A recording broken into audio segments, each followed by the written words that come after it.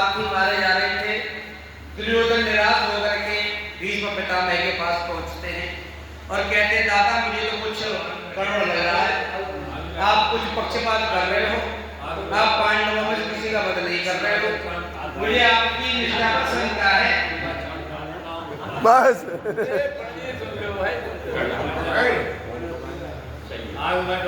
मुझे आपकी निष्ठा पर शंका है। तो भीष्म पितामह दुर्योधन की बात को सुनकर के कहते हैं कि भाई दुर्योधन जी ऐसी बात है, इसको मेरे अंदर ऐसी कोई बात है नहीं। मैं तो यही समझता था कि कौरव पांडव मेरे ही हैं, ये तू मेरे लिए ऐसा लांछन लगाता है तो सुन, कल मैं अर्जुन का वध कर दूंगा। प्रतिज्ञा कर ली भीष्म पितामह ने। जब पितामह ने प्रतिज्ञा कर ली, अब तो पांडव दल में हलचल मच गई।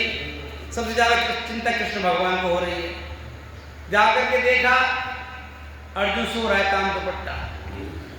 कृष्ण भगवान पहुंचे उसके पास, बोले भाई अर्जुन उठ, तू सो रहा है कि और क्या करूं महाराज, क्योंकि तुझे पता है भीष्म पितामह ने दादा ने प्रतिज्ञा की है कि पता है, और तुझे यही पता है कि तू कल मारा जाएगा कि हाँ ये भी पता है, फिर तू इतनी निडर होकर सो रहा है कि क्या करूं महाराज, मुझे सोना ही सोना, मैं क्यों चिंता करूं, मुझे चिंता करने वाले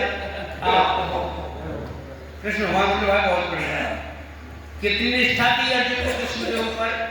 तो कृष्ण भगवान ने क्या उपाय निकाला है, पांचाली द्रौपदी को लेकर के भीष्म पितामह के शिविर में पहुंचते हैं और किस तरह की कहानी है आपको सुना रहा हूं, सुनिए भजन के माध्यम से।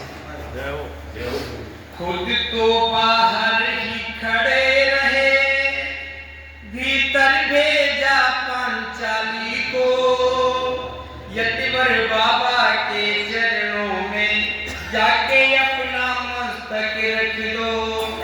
अर्धरात्रि की बेला में भीष्म की लगी समाधि थी, प्रभु चरणों में लीन हुआ, उस जगह न कोई व्याधि थी। कृष्णा में जाकर सिर रखा, चरणों में भीष्म पितामह के, चरणों में देखा कौन झुका, भीष्म बाबा एकदम चौंके।